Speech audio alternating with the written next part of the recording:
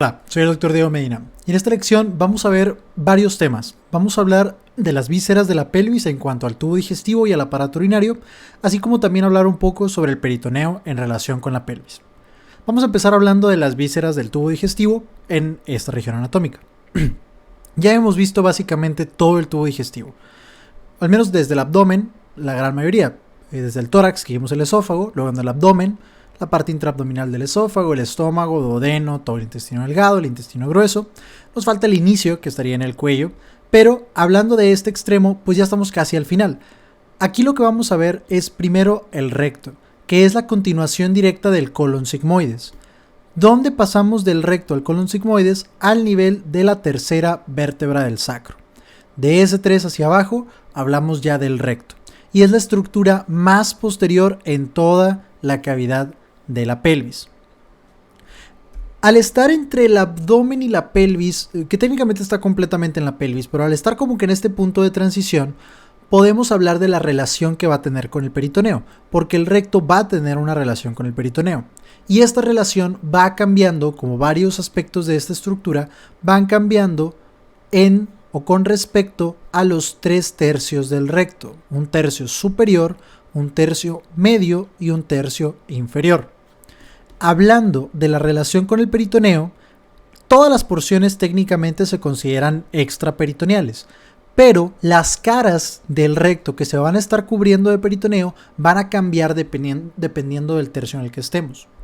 En el tercio superior vamos a encontrar que el recto ocupa o se encuentra en la cara anterior y también en las caras laterales. O sea, cubre la cara anterior y las caras laterales. En el tercio medio, o sea, el recto sería más o menos así, el peritoneo. En el tercio medio solamente se cubre la cara anterior. Y en el tercio inferior, ahora sí, ya no vamos a encontrar ninguna relación con el peritoneo. Entonces, esta relación con el peritoneo, si nos preguntan directamente, la respuesta es que es extraperitoneal. Retroperitoneal específicamente. Pero si me ponen un poquito más detalladas las opciones, el tercio superior tiene peritoneo en la cara anterior, pero también en las caras laterales. El tercio medio tiene peritoneo solamente en la cara anterior. Y el tercio inferior ya no guarda ninguna relación con el peritoneo. Va a estar en relación con la fascia o el tejido conectivo de la pelvis, que es la fascia pélvica. Bien. En cuanto a la distribución, el recto es todo menos recto. Va a tener primero que nada curvaturas laterales. Tenemos una curvatura superior e inferior a la derecha y entre ellas una curvatura a la izquierda. Funcionalmente estas curvaturas no son tan relevantes. La estructura o la curvatura más importante del recto es una que hemos comentado ya en otras lecciones, en la lección anterior, que es una flexión o una curvatura anteroposterior, es una convexidad anterior que vamos a encontrar. Que si tú recuerdas, está mantenida por un músculo, una división del músculo elevador del ano, que es el músculo puborectal. Las fibras lo están manteniendo de esta manera y mantienen esta curvatura. Este sería el músculo puborectal, recordando que es una división del elevador del ano.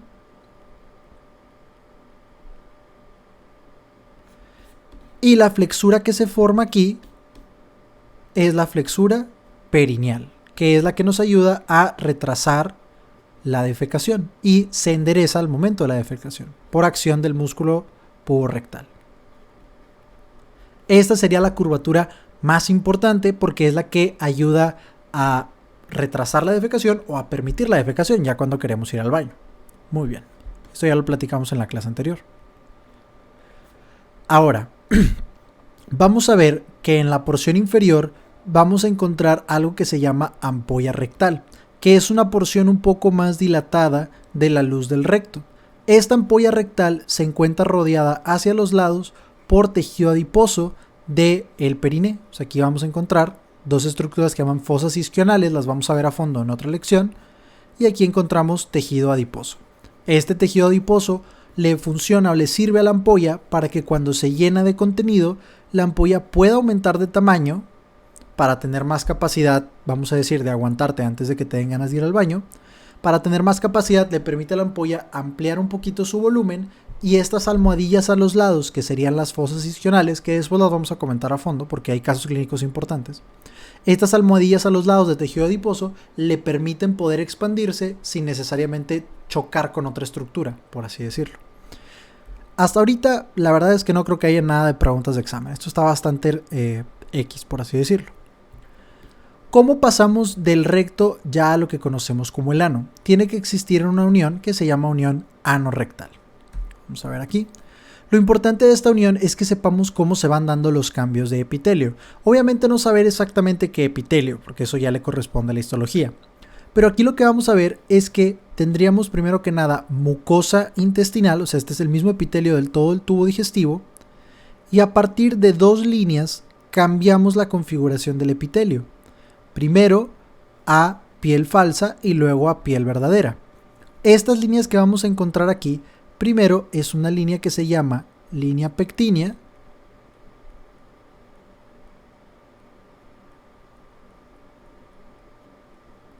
y luego una que se llama línea alba.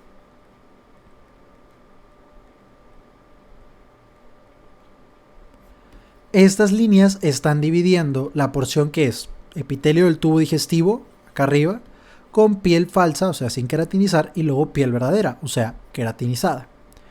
¿Qué vamos a encontrarnos dentro de estas líneas? Primero, en la línea pectínea, la llamamos así porque tenemos, pectíneo significa en forma de cepillo, tenemos prolongándose hacia arriba de esta línea a estas estructuras que se llaman columnas anales, que son prolongaciones verticales en sentido superior. Dentro de cada una de estas columnas, o entre cada una de estas columnas, mejor dicho, queda algo que se llama válvula anal, que sería este espacio entre cada una. Esto que estamos poniendo aquí en celeste. Y como te fijas, profundo a estas válvulas tenemos un seno anal, que sería esta pequeña cavidad de aquí. No hay muchas preguntas de examen ni relevancia clínica en cuanto a esto, entonces solo quiero que sepas cómo se llama cada estructura. Repito, tendríamos aquí a las columnas. Entre columna y columna, aquí hablaríamos de una válvula. Y este pequeño como fondo de saco que queda posterior a las válvulas es el seno anal, nada más. Después de eso tenemos, como te mencioné, a la línea blanca o línea alba, que marca la diferencia ahora sí hacia la piel verdadera del exterior. Nada que ver aquí, la verdad, muy relevante. Algo que pudiera ser una pregunta de examen, aunque la verdad sería muy sencillo, algo que pudiera ser una pregunta de examen es que en estos puntos del cambio de epitelio es donde podemos encontrar normalmente procesos neoplásicos como cáncer. Recuerda que en estos puntos de cambio de epitelio se puede dar una metaplasia que después te lleve a una neoplasia. Algo parecido a lo que puede pasar en el esófago y el estómago cuando hay el cambio de epitelio y que luego se puede dar el esófago de Barrett con metaplasia esofágica. Bueno, sería lo único, creo, verdaderamente preguntable aquí. De ahí en fuera, nada más, la verdad.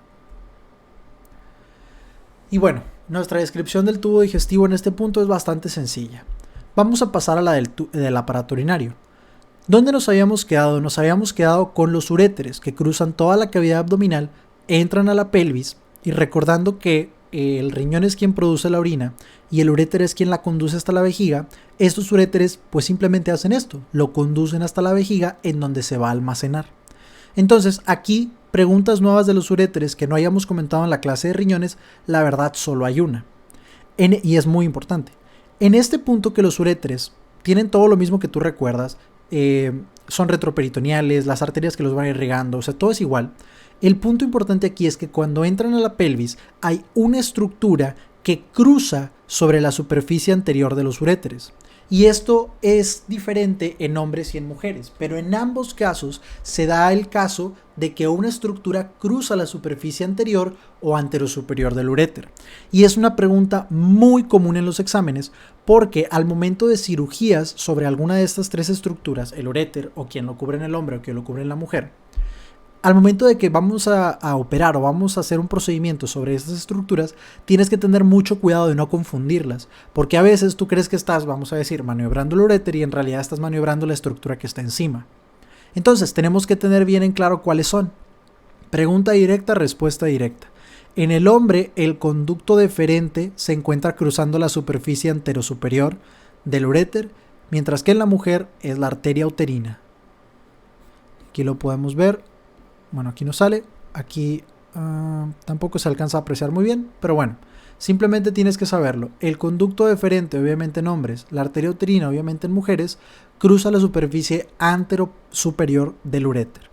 Es muy común que te pongan en el examen, sobre todo en mujeres, porque es más común operar sobre el útero que sobre el conducto deferente en la cavidad pélvica.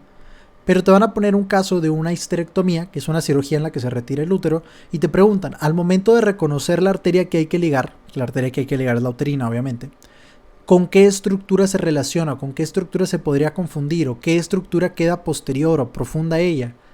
El uretero, posterior o inferior a la arteria uterina, que es con quien lo pudieras confundir. Muy bien. Bien, continuamos entonces con lo que corresponde al aparato urinario dentro de la pelvis. Hasta donde nosotros habíamos visto, habíamos platicado o habíamos comentado en otras lecciones que la orina se produce en los riñones y que luego los ureteros son los que se encargan de transportarla hasta la vejiga. Entonces, ¿qué es lo que hace la vejiga? La vejiga es una víscera hueca de paredes musculares que de lo que se encarga es de almacenar la orina y obviamente de expulsarla al momento de la micción, o sea, cuando vamos a ir al baño. Por lo tanto, vamos a ver cuáles son las características anatómicas de esta estructura. Primero, en cuanto a su estructura como tal, vamos a ver que tiene una forma más o menos de pirámide o de prisma, mejor dicho, triangular. Vamos a encontrar toda una superficie superior que corresponde a esto. Aquí tendríamos bordes laterales. Y esta superficie que vemos acá es una superficie inferolateral. Fíjate, para que nos lo podamos imaginar un poco mejor, imaginemos que hacemos un corte sagital a esto. Veríamos aquí la superficie superior y acá las superficies inferolaterales. Lo único que nos faltaría aquí sería la superficie posterior, que se alcanza a ver más o menos aquí por transparencia. Es una estructura también triangular que se encuentra sobre la cara posterior. A esta estructura sobre la cara posterior se le llama trígono vesical. Ok, ahora, así lo estamos viendo, como te digo, en un corte coronal. Esto es superior, esto es inferior, esto es hacia los lados. Aquí lo que vamos a ver es que vamos a tener tres diferentes vértices. Estos vértices superiores es el punto por donde los ureteros entran a la vejiga. Y este vértice inferior se llama cuello de la vejiga y es el punto por donde la vejiga se continúa con la uretra, que es ya la porción de salida del aparato urinario. Y a grandes rasgos es esto del aparato urinario. La orina se produce en el riñón, se transporta a lo largo, como viste, de todo el abdomen por los ureteros, pasando en el retroperitoneo, llega a la vejiga y la vejiga lo que tiene como función es simplemente almacenarla, la orina. ¿Para qué? Para retrasar la micción, o sea, vamos a orinar hasta el momento en el que queramos. Entonces, mientras no estamos orinando, pero obviamente la orina no deja de producirse, esa se mantiene en la vejiga. Por lo tanto, bueno, ya después de esto se expulsa a través de la uretra. Como estamos comentando esta función de la vejiga, que es la de almacenar la orina y luego expulsarla, vamos a ver que tiene que tener ciertas características. La primera característica de la que vamos a hablar aquí es que la vejiga tiene que tener una pared distendible, o sea, tiene que poder inflarse o estirarse o en pocas palabras aumentar su volumen para que pueda caber más orina al momento que se va produciendo más. Ok, ¿qué me pueden preguntar anatómicamente de esto? De todas las paredes que hemos comentado de la vejiga, solamente una es la que verdaderamente puede aumentar su tamaño y es la pared superior. Le llaman los urólogos el domo o el techo de la vejiga. Solamente la pared superior es la que empieza a estirarse, a aumentar de volumen, como a inflarse, cuando se llena de orina la vejiga. Las otras paredes no. Entonces, esto hace que la vejiga, al momento que se empieza a llenar, pueda sobresalir hasta la pared anterior del abdomen. Esto puede ser importante. ¿Por qué? Porque la vejiga obviamente está por atrás del cuerpo del pubis, es una estructura pélvica. Pero cuando se empieza a llenar de orina, como la única cara que aumenta de volumen es la cara superior, Esta cara puede salir por encima del pubis y asomarse entonces a lo que corresponde al abdomen. Existen casos de lesiones en el hipogastrio, traumatismos, lesiones así contusas, cerradas, sobre el hipogastrio, que es un donante del abdomen, que cuando la vejiga va muy llena pueden afectar directamente a la vejiga. Y ahí te pueden preguntar, bueno, una lesión del abdomen, ¿qué cara de la vejiga puede lesionar? Y una opción que te podría hacer dudar es ninguna, porque la vejiga es una víscera pélvica. Recuerda que si hay una cara que puede asomarse hacia el abdomen y es el techo. Muy bien. Y esto obviamente es pues, por lo que estamos comentando, que se necesita que aumente de volumen la vejiga, que se estiren sus paredes para que se pueda llenar de orina. Perfecto. Ahora, esa es la función, o vamos a decirlo así, es como se resuelve el problema de cómo aceptar más orina y cómo guardar más. Pero al momento de la evacuación, o sea, al momento de la micción, ¿qué es lo que sucede? Resulta que las paredes de la vejiga son paredes musculares y estas paredes tienen la capacidad de contraerse en un momento dado, cuando vamos a ir al baño, se contraen para que se pueda expulsar la orina. ¿Cómo se contrae? Aquí lo que vamos a ver es que tenemos músculo liso. Por lo tanto, su inervación va a ser autónoma. Tanto del simpático como del parasimpático. Lo que quiero comentar aquí es qué efectos van a tener estos tonos o vamos a decirlo, esta inervación sobre el músculo de la vejiga. El sistema simpático, vamos a decir aquí que relaja. Y el sistema parasimpático contrae al músculo de la vejiga. Entonces, ¿cuál de los dos es el que se utiliza al momento de la micción? El sistema parasimpático. Porque la contracción del músculo es lo que va a hacer parecido, por ejemplo, al corazón. Cuando se contrae la pared y se disminuye el diámetro es cuando se expulsa en ese caso la sangre, en este caso la orina. Entonces, la micción es un fenómeno regulado por el tono parasimpático. Y un último detalle de este músculo que pudiera agarrarlos en curva en el examen es cómo se llama. El músculo de la vejiga se llama músculo detrusor. No es un epónimo, es literalmente como se llama el músculo. No es la vejiga como tal, o sea, vejiga y músculo detrusor no es lo mismo. El músculo detrusor es el nombre que tienen las paredes musculares de la vejiga. Es como decir trabéculas carnosas, que es el nombre del músculo del corazón en el ventrículo, o músculos pectinados, que es el nombre del músculo en la aurícula. Acá en la vejiga es músculo detrusor. Entonces, si te quieren preguntar algo sobre la vejiga y te lo quieren esconder un poquito, te van a decir sobre el músculo detrusor. Tú sabes que básicamente te están preguntando sobre la vejiga. La contracción del detrusor es por el parasimpático, la relajación por el simpático. Muy bien. Ahora, específicamente en el vértice de la vejiga, vamos a encontrarnos, aquí también lo podemos ver, voy a borrar todo esto. En el vértice de la vejiga nos encontramos que hay una estructura que se continúa hasta el ombligo. Este, como tú aprendiste en embriología, es el remanente de una estructura que se llama el uraco, que conectaba la vejiga con el ombligo. Pero obviamente esto en la vida extrauterina ya no se necesita.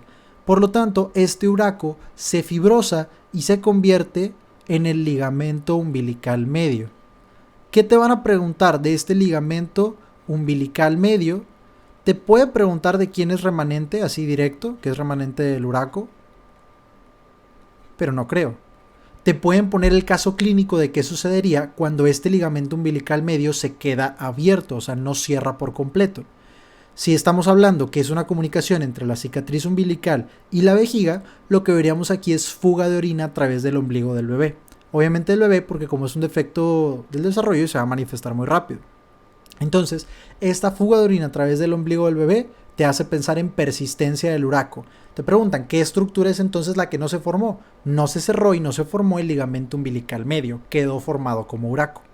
Esa puede ser una pregunta aquí. Y la otra pregunta que te podrían hacer es, ¿qué relación tiene este ligamento umbilical medio? Que fíjate, aquí estaré saliendo algo más o menos así. ¿Qué relación tiene este ligamento umbilical medio con el peritoneo? Queda por delante del peritoneo. Es una de las pocas estructuras que pudiéramos decir que es pre o anteperitoneal. Casi todo lo extraperitoneal es retroperitoneal. Esto sería ante o preperitoneal. Está por delante de. ligamento umbilical medio, remanente del uraco en el vértice de la vejiga. La base, como mencionábamos, fíjate aquí que lo estamos viendo de lado. Aquí tendríamos la porción superior. Aquí estaría el vértice anterior donde sale el umbilical medio. Aquí tendríamos una de las caras inferolaterales. O sea, esta cara de aquí sería, recuerda el dibujo que habíamos hecho de la vejiga.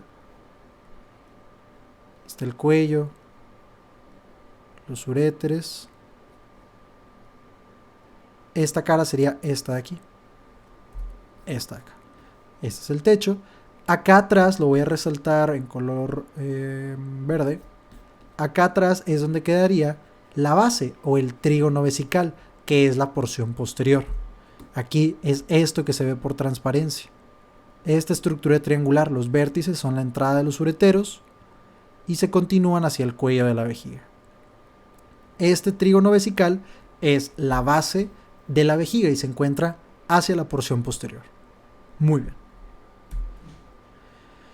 Ahora, en cuanto a estructuras relacionadas, esta es una pregunta muy común del examen. Vamos a ver que el cuello de la vejiga es la porción fija. A mí, ¿por qué me interesa que sea la porción fija? Es la porción que más frecuentemente se puede romper. Esto te lo pueden poner en traumatismos por desaceleración. Una persona que choca así de frente y de repente la vejiga, por la inercia que tienen las vísceras, se mueve hacia adelante y se termina rompiendo. Si te ponen algún caso similar de una ruptura de las paredes de la vejiga, que no sea por algo penetrante, o sea, un balazo o algo por el estilo, sino simplemente que se haya roto por una, vamos a decirlo, porque se salió de su lugar, por un traumatismo contuso, sobre todo por desaceleración, vas a poner que la porción más probablemente afectada de la vejiga es el cuello de la vejiga. ¿Por qué es la porción más fija? Fíjate, estas son las estructuras que la están fijando. Ligamentos pubo-vesicales en la mujer, ahí no vas a batallar nada, pues pubo-vesical, del pubis a la vejiga. Y en el hombre, estos ligamentos son análogos a los pubo-vesicales, se llaman puboprostáticos. Lo que sucede, fíjate que en la mujer, la vejiga directamente con la uretra ya pasa al espacio perineal profundo. Y este es el ligamento pubo-vesical. No hay nada más abajo del cuello de la vejiga, o sea, ya sigue la uretra y ya. Mientras que en el hombre, justo por debajo del cuello de la vejiga, encontramos a esta estructura que es la próstata. Pero el caso clínico queda igual. Aquí tenemos un ligamento, solo que ahora se va a llamar puboprostático, pero es básicamente lo mismo y termina fijando específicamente al cuello de la vejiga. Entonces sigue siendo el punto más fijo. Vejiga masculina o femenina es lo mismo, sigue siendo el más fijo la vejiga y por lo tanto es el que más frecuentemente se va a romper, que es lo que te preguntarían aquí en el examen.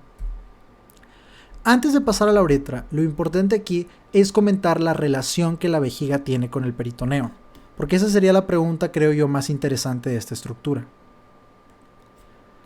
Aquí, si nosotros resaltamos al peritoneo, recordemos que el peritoneo es una capa de mesotelio para la cavidad abdominal. Entonces se relaciona solo muy indirectamente con la pelvis. El peritoneo lo que hace, como te lo estoy poniendo aquí, es solamente cubrir a la cara superior de la vejiga. Por lo tanto, la vejiga se considera 100% una víscera extraperitoneal. Podríamos decir aquí que es infraperitoneal específicamente. No sería tan correcto decir que es retro porque no está por atrás. Pero chécate, esto es lo importante, el peritoneo solo está cubriendo el domo, la cara superior de la vejiga. Mientras que todas las caras inferiores, la base y las caras inferolaterales, todas estas caras inferiores van a estar cubiertas de otra capa de tejido conectivo que es la fascia pélvica, que es lo que cubre a la mayoría de las vísceras en la pelvis. Esto puede convertirse en una pregunta de examen un poquito revuelta. Nosotros habíamos hablado, cuando vimos la clase de los riñones, sobre lo que puede pasar cuando se rompe la vía urinaria, que es básicamente que se va a acumular orina en algún compartimento. Por ejemplo, dijimos, si se rompe la vía urinaria en la pelvis renal, tendríamos orina dentro de las hojas de la fascia renal. Si se rompe en el uretero, se va a acumular en el retroperitoneo, que es donde está el uretero. Pero ¿dónde se acumularía si se rompe la vejiga? Aquí va a depender de qué pared de la vejiga se rompa. Fíjate, si volvemos a hacer nuestro esquema, aquí está el domo de la vejiga, las caras inferolaterales, el cuello. Aquí se continúa con la uretra, aquí llegan los ureteros. Ok.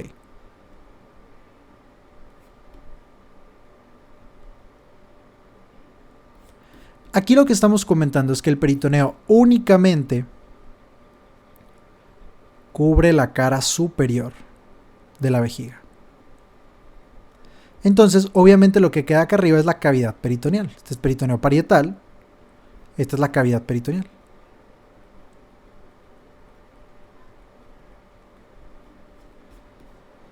Mientras que acá abajo lo que tenemos son las hojas de la fascia pélvica, que es lo que queda por abajo del peritoneo. Y aquí ya estaría propiamente la cavidad de la pelvis. Entonces, si a mí me ponen un caso clínico de que se rompe la vejiga, y para que se rompan alguna de sus paredes específicamente, el caso yo creo que sería sobre algún tipo de sondaje vesical que no se realiza de manera correcta. O sea, se introduce una sonda y la sonda termina rompiendo una pared. La pregunta es hacia dónde se va a ir la orina, y la respuesta va a depender de qué pared esté rota. Si a mí me ponen un caso de una ruptura del techo, y únicamente en el caso que sea del techo, la orina se va a poder filtrar hacia la cavidad peritoneal. Y aquí podrías, por ejemplo, verla acumulada en el fondo de saco rectouterino, en el fondo de saco de Douglas, que es el punto más declive en bipedestación de la cavidad peritoneal. O si el paciente estuviera acostado, en el fondo de saco o en el receso hepatorrenal, que es el punto más declive de la cavidad peritoneal en decúbito supino. El caso es que estaría en la cavidad peritoneal, pero solamente si se rompe el techo. Si se rompen las paredes laterales, inferolaterales, ahí no. Ahí la orina se puede ir hacia la cavidad pélvica, pero no hacia la cavidad peritoneal. Y de hecho, esto ya lo aprenderías después en la carrera, pero de hecho, esta fascia pélvica, como es más fuerte que el peritoneo, normalmente aquí no se fuga mucha orina cuando es en las caras inferolaterales. ¿Por qué? Porque la misma fascia pélvica hace como tapón. Pero acá en el techo sí es bastante peligroso, sobre todo por una reacción de peritonitis. Pero en cuanto a preguntas de anatomía, eso es lo que te van a decir. Una ruptura de la vejiga, ¿hacia dónde se va la orina? Depende. Si es en el techo, en el domo, en la pared superior, hacia la cavidad peritoneal. Si es en cualquier otra pared, básicamente, hacia la cavidad de la pelvis, entre las hojas de la fascia pélvica. Esa sería una pregunta bastante importante. Obviamente, en esta que fue la ruptura más común, la del cuello, se iría a la cavidad pélvica. No tendría nada que ver con la cavidad peritoneal, porque estamos muy abajo del peritoneo ya. Muy bien. Recuerda también la inervación. Aquí nada más, para completar un poquito más la inervación, en la pelvis, y esto lo vamos a ver al final en inervación de la pelvis, pero en la pelvis tenemos dos nervios esplácnicos sacros y esplácnicos pélvicos. Esto está facilísimo. S de sacros son simpáticos. P de pélvicos son parasimpáticos. Y esto lo vamos a ver para todas las otras vísceras. En este caso que dijimos que el simpático relaja y el parasimpático contrae, te podrían preguntar cuál es el nervio que está llevando esa información. P de parasimpático son los esplácnicos pélvicos, que son los únicos esplácnicos parasimpáticos. S de sacro son los simpáticos. Muy bien. Entonces aquí sería esta para la inervación de la vejiga del músculo detrusor. Excelente. Entonces, lo único que nos falta es cómo sacar la orina del cuerpo. Ya se produjo en los riñones, ya la transporté hacia la pelvis con los ureteros, ya la estoy guardando en la vejiga, lo único que falta es por dónde la saco. Y ese conducto es la uretra. La uretra es simplemente el conducto entre la vejiga y el exterior. Sin embargo, es una estructura demasiado distinta en hombres y mujeres. ¿Cuál es la diferencia? ¿Por qué tenemos tanta diferencia en la uretra entre hombres y mujeres? Porque la uretra femenina es únicamente para el aparato urinario, o sea, su única función es urinaria. Mientras que en el hombre, obviamente también es para el aparato urinario, pero además se combina con la función del aparato reproductor. O sea, aquí está combinada la función. Mientras que en la mujer no, en la mujer la única función es urinaria.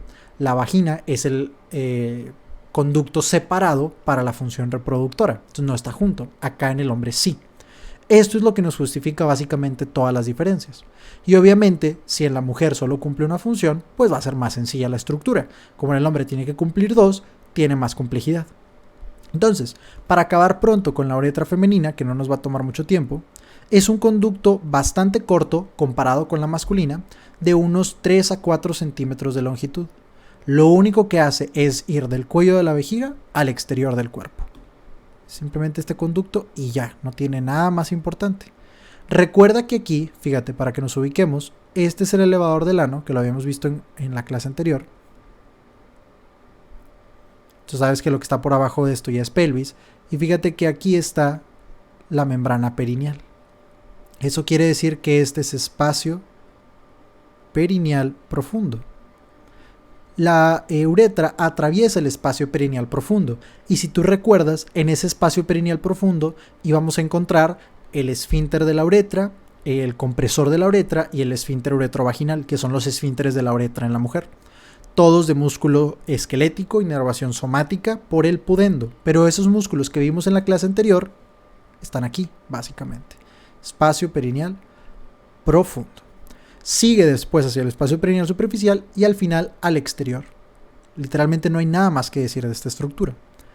Ahora, a los lados de la abertura de la uretra vamos a encontrar unas glándulas, que serían estas, que se llaman glándulas parauretrales o de Skene.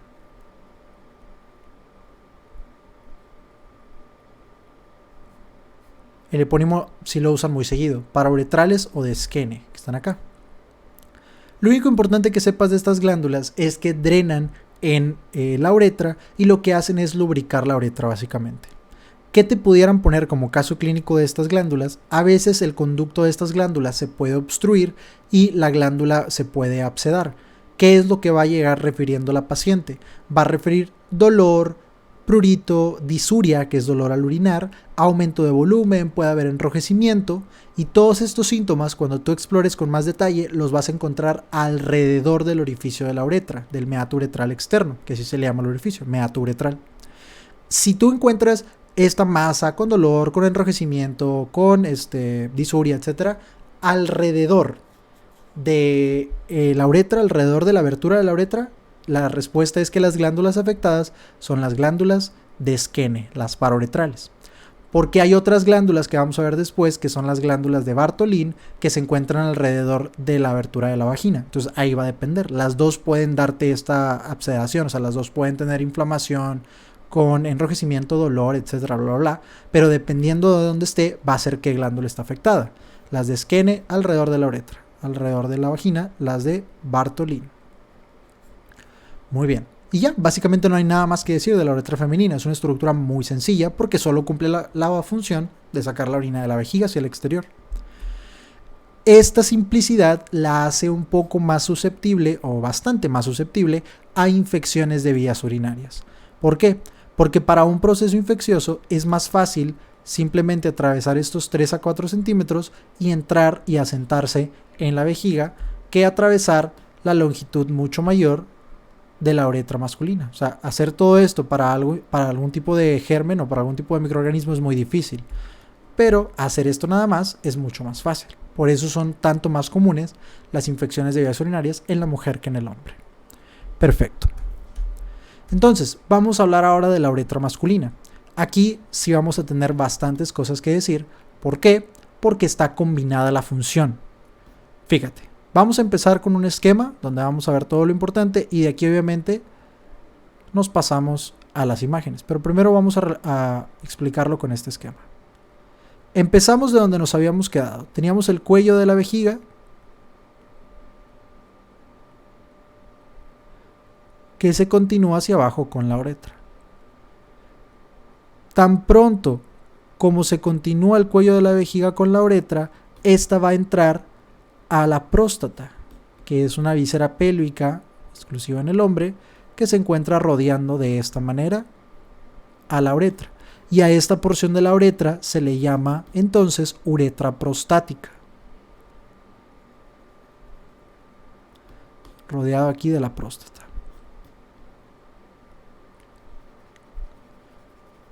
Está en el interior directamente en el interior del tejido prostático. ¿Ok?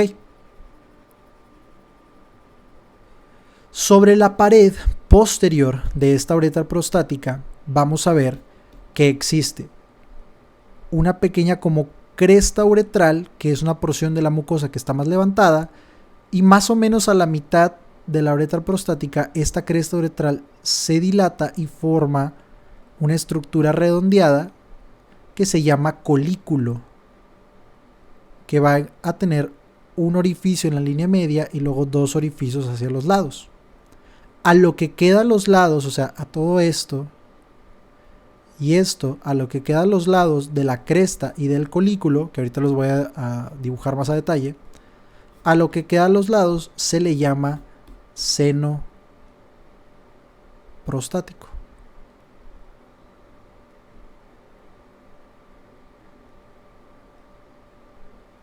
Fíjate, si nosotros hacemos un acercamiento de esto que estamos describiendo, ahí voy. Vamos a ponerlo por acá. Si hacemos un acercamiento de esto, vamos a ver algo así. En la pared posterior, lo que nosotros vemos es la cresta uretral que se dilata y forma un colículo. Y luego se vuelve a formar la cresta. Este es el colículo uretral o colículo.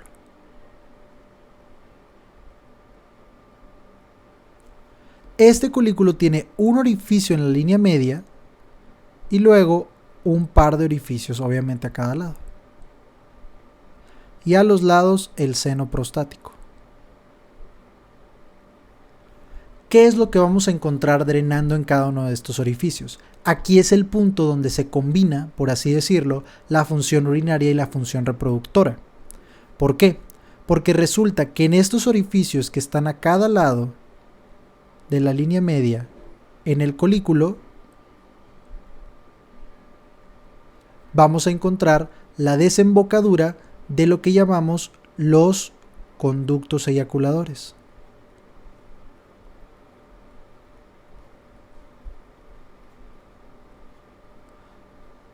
Este conducto eyaculador lo vamos a ver después. Déjame ver si lo tenemos por aquí. Aquí, la desembocadura del conducto eyaculador. Entonces, estos conductos son la combinación del conducto deferente o la ampolla del conducto deferente y la vesícula seminal. Las vamos a ver más adelante, pero es básicamente de donde llega todo lo que se produce en el testículo y en la vesícula seminal, que es básicamente lo que compone el semen, que es donde está obviamente la célula germinal masculina. Entonces, esto es lo que tiene que ver con la función reproductora, donde se integra la uretra. Esta secreción del conducto eyaculador lo hace a través de los orificios del colículo. Recuerda que todo este es el colículo. Entonces, se integra lo del conducto eyaculador a través del colículo. ¿Y qué es este orificio en la línea media? Este orificio en la línea media del colículo es simplemente para algo que se llama utrículo prostático. Que el utrículo es el remanente de lo que hubiera sido el útero si se hubiera desarrollado hacia una mujer esta persona. Recuerda de embriología que hay un punto del desarrollo donde aún se puede desarrollar hacia un hombre o hacia una mujer. Entonces, si se termina desarrollando un hombre, obviamente va a tener todas estas estructuras, pero lo que hubiera sido el útero, si hubiera sido mujer, queda como ese utrículo, pero no tiene ninguna relevancia ni función. O sea, si tú lo ves de lado, haz de cuenta que el colículo tiene aquí, este es el orificio del utrículo, o sea, hacia el otro lado no sale para ningún lado, o sea, está ciego el fondo, simplemente un remanente. Mientras que estos otros dos, que son los del conducto eyaculador, estos sí atraviesan toda la próstata y tienen aquí la desembocadura del conducto eyaculador, que viene de la vesícula seminal por un lado y del conducto deferente por el otro. Lo vamos a ver en otra lección. Ok. Y entonces, ¿qué pasa en el seno prostático? O sea, a los lados del colículo. Voy a borrar aquí un poquito. A los lados del colículo lo que vamos a encontrar es la desembocadura, pero ahora de la secreción exócrina de la próstata. O sea, todo este seno prostático está lleno de agujeros pequeños y a través de ellos drena lo que la próstata produce para completar, por así decirlo, el volumen de la eyaculación. Que aquí, como viste en bioquímica, por ejemplo, hay ciertas sustancias que nos ayudan a modificar o a que los espermatozoides puedan resistir el pH ácido del aparato reproductor femenino, etc. Fructosa, no importa tanto. Lo importante es que estas secreciones, como vienen de la próstata y no tienen conexión con el conducto eyaculador, no tienen conexión con el testículo, no tienen ningún tipo de espermatozoide. Por lo tanto, estas secreciones no pueden resultar en la concepción. ¿Por qué digo esto? Porque una pregunta que pudiera venir es una pregunta que normalmente los pacientes hacen cuando están considerando realizarse una vasectomía. Cuando alguien se va a realizar una vasectomía, una de las cosas que te pueden preguntar es, bueno, pero al momento de eyacular, ¿va a seguir habiendo emisión de líquido seminal? O sea, ¿va a seguir saliendo algo literalmente? Y la respuesta es que sí. ¿Pero qué? Porque lo que se hace en la vasectomía es ligar los conductos deferentes. Entonces, donde ya no está secretándose nada, es en los orificios del colículo. O sea, por aquí ahora sí ya no va a salir nada. Quizás algún tipo de secreción de la vesícula seminal, pero como le quitaste la conexión con los testículos, ya no hay espermatozoides. Entonces, ¿qué va a salir al momento de eyacular? ¿Qué se va a emitir? Se va a emitir, por ejemplo, el volumen de líquido seminal que aportan la secreción de las glándulas prostáticas. Esto sí va a seguir funcionando y eso es lo que se va a seguir emitiendo con cada eyaculación. Como no hay espermatozoides, pues no hay problema, porque de todos modos no se puede dar la concepción a partir de esto. Entonces, la respuesta sería esta. Entonces te pueden preguntar tanto este caso clínico que te digo, como directamente qué desemboca en cada uno, que es lo que comentamos ya. Todo esto es la uretra prostática. Ahora, ojo con esto.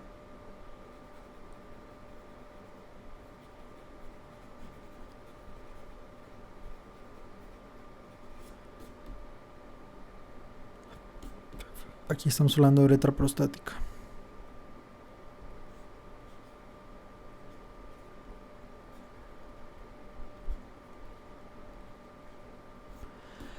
¿Qué pasa al momento de la eyaculación? Al momento de la eyaculación ya vimos que a través de las glándulas del seno prostático y sobre todo de los orificios del colículo donde desemboca el conducto eyaculador se emite todo el volumen de líquido seminal. Y lo que hace el músculo de esta estructura, o sea de toda la uretra, es contraerse para expulsarlo. Pero aquí te podría llamar la atención algo. ¿Cómo sabe hacia dónde irse? O sea, si se emite aquí, se puede ir tanto hacia la vejiga como hacia el exterior. ¿Cómo hace solo para ir al exterior? Lo que resulta o lo que sucede es que vamos a tener un esfínter que se encuentra justo por encima de la porción prostática. Aquí hay un grupo de fibras de músculo liso, obviamente,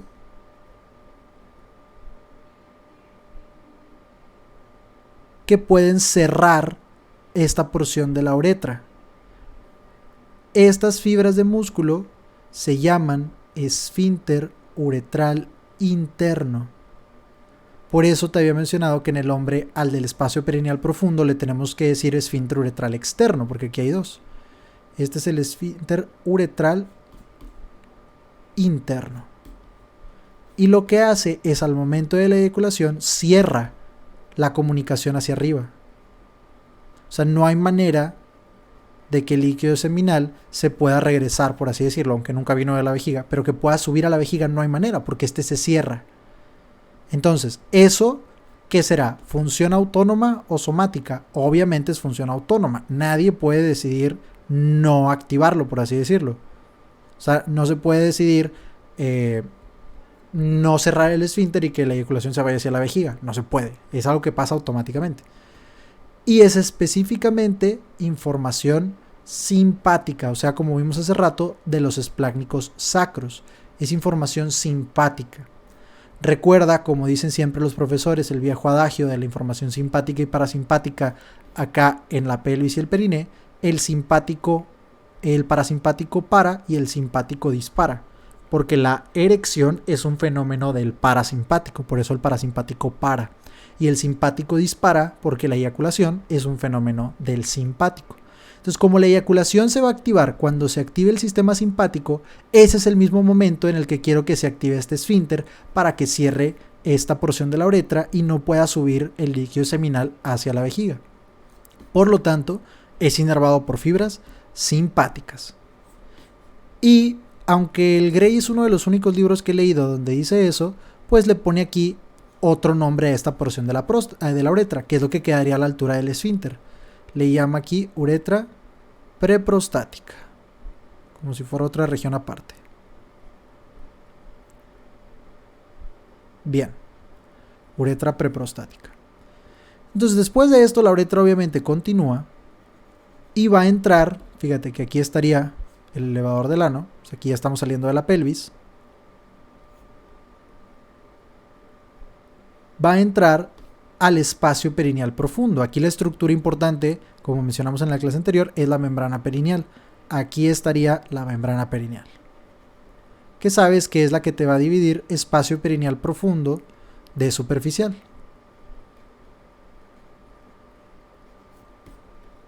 Entonces, en este punto, la uretra se encuentra en el espacio perineal superficial, perdón, profundo, que sería esto, entre el esfínter, entre el elevador del ano y la membrana perineal. Aquí todavía queda un remanente de esta cresta uretral, pero ya es casi nada. ¿Qué va a haber aquí? Recuerda que aquí encontramos el otro esfínter de la uretra, esto lo platicamos en la clase anterior. Aquí vamos a encontrar al esfínter uretral externo.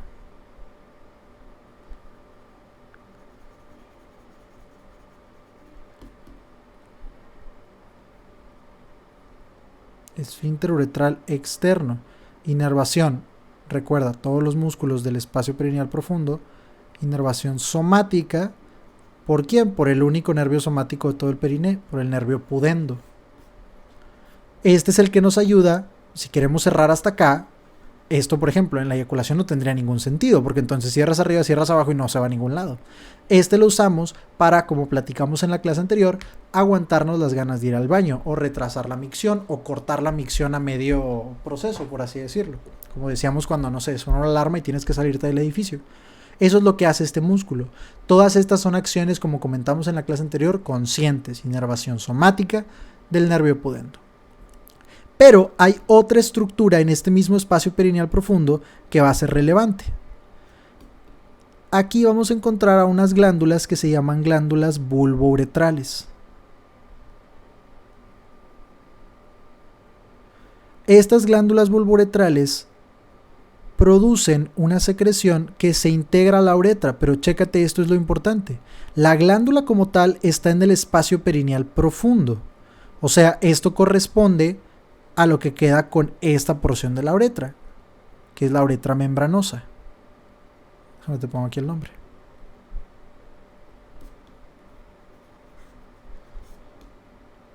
Esta porción de la uretra que queda en el espacio perineal profundo se llama uretra membranosa. Entonces, junto con esta porción de la uretra membranosa, en ese mismo espacio perineal profundo, recuerda que es esto, con esta misma porción de la uretra membranosa en el espacio perineal profundo, quedan estas glándulas que se llaman glándulas bulbouretrales.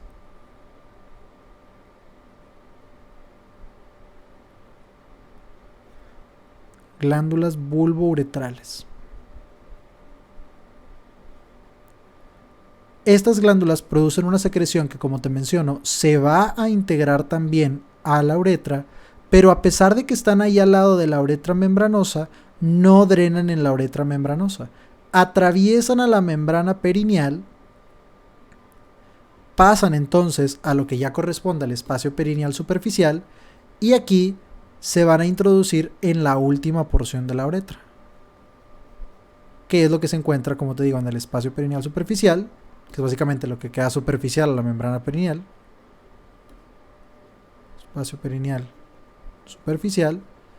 Y es lo que le llamamos la uretra esponjosa.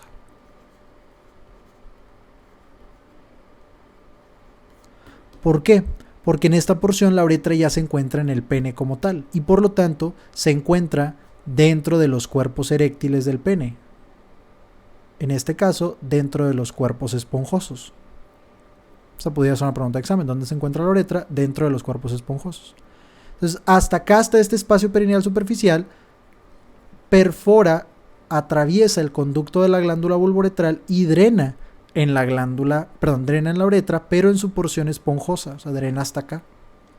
Su conducto, por lo tanto, perfora, como te menciono, la membrana perineal. Entonces, esa podría ser una pregunta un poquito revuelta. Si me preguntan, ¿dónde está la glándula bulbouretral? Está junto con la uretra membranosa, en el espacio perineal profundo. Pero ¿dónde drena? Drena en el espacio perineal superficial, en la uretra esponjosa. ¿A quién tiene que atravesar para pasar de un espacio a otro? Recuerda que lo divide es la membrana perineal. Entonces, esto es lo que tiene que atravesar.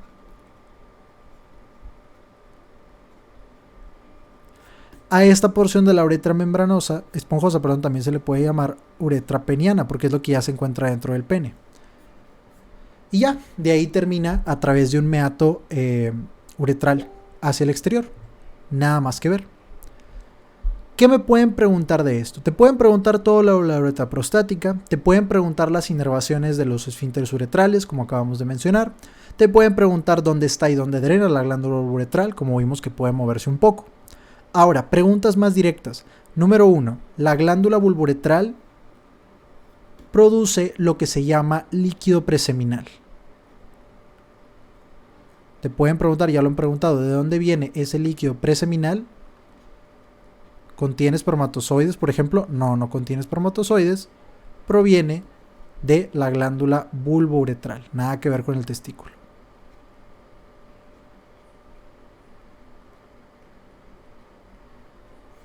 Ok, eso por un lado. Y por el otro, vamos a ver un caso que también ha venido, son las rupturas de la vía urinaria. Ya hemos comentado qué pasa cuando se rompe la pelvis renal, el uretero, la vejiga en sus diferentes paredes. Aquí me pueden poner sobre todo una ruptura tanto de la uretra membranosa como de la uretra esponjosa. La respuesta es muy sencilla. Recuerda que están en espacios separados por la membrana perineal. Por lo tanto, una ruptura de la uretra esponjosa, por ejemplo, se va a encontrar en el espacio perineal superficial. Esto ya lo han preguntado antes. Y una ruptura de la uretra membranosa se va a encontrar en el espacio perineal profundo. ¿Cuáles podrían ser los casos clínicos para confundirte o para decirte esto sin decírtelo directamente? El que ya ha venido es una lesión en el pene. Venía un caso de un paciente que se accidentó en una bicicleta y tiene una lesión peniana. Si a ti te dicen eso, haz de cuenta que te están diciendo que fue uretra esponjosa, porque la única que está dentro del pene es la uretra esponjosa. Y tenía ruptura de la uretra y te preguntaban, bueno, ¿dónde está? ¿Dónde se va a acumular la orina? Se va a acumular en el espacio perineal superficial. Sería un poquito más difícil lesionar de esta manera a la uretra membranosa, porque está mucho más hacia el interior. Esto te lo pudieran poner, por ejemplo, en un caso que se introduce mal una sonda y se perfora la pared de la uretra membranosa. Ahí en ese caso, ¿dónde se acumula la orina? En el espacio perineal profundo. Y ya, esos son todos los casos de rupturas de la vía urinaria. Teníamos en la pelvis renal, entre las hojas de la fascia renal, en el uretero, que se va a acumular en el retroperitoneo, vejiga, cara superior hacia la cavidad peritoneal, caras inferolaterales hacia la cavidad pélvica, uretra membranosa hacia el espacio perineal profundo, uretra esponjosa o peniana hacia el espacio perineal superficial. Nada más.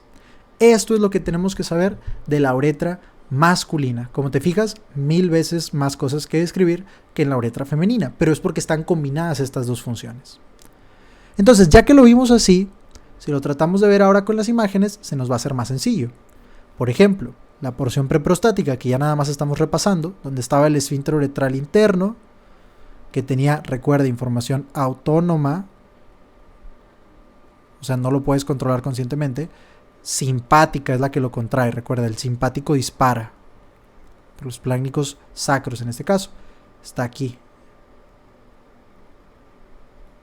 Después rápidamente entra la próstata y ya estamos hablando de la uretra prostática. Vamos a ver alguna imagen. Bueno, aquí no se va a alcanzar a distinguir bien, pero ya lo vimos. Aquí tendríamos el colículo seminal, donde está el orificio en la línea media del utrículo y luego los dos orificios a cada lado del conducto eyaculador. ¿Cómo se llama todo esto que queda a los lados del utrículo y la cresta uretral? Senos prostáticos, donde drena toda la secreción de la próstata. Eso es lo que se va a mantener emitiéndose con la eyaculación en una persona con una vasectomía, por ejemplo, en un hombre con una vasectomía.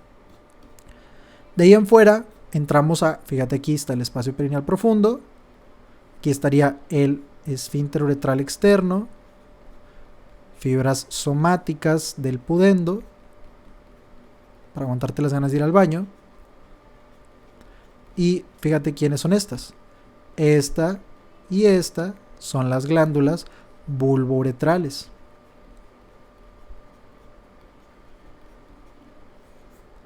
Secreción de líquido que termina siendo el líquido preseminal, y chécate cómo su conducto, a pesar de estar en el espacio perineal profundo, o sea, ahí al ladito de la uretra membranosa, drena hasta la esponjosa en el espacio perineal superficial, atravesando la membrana perineal.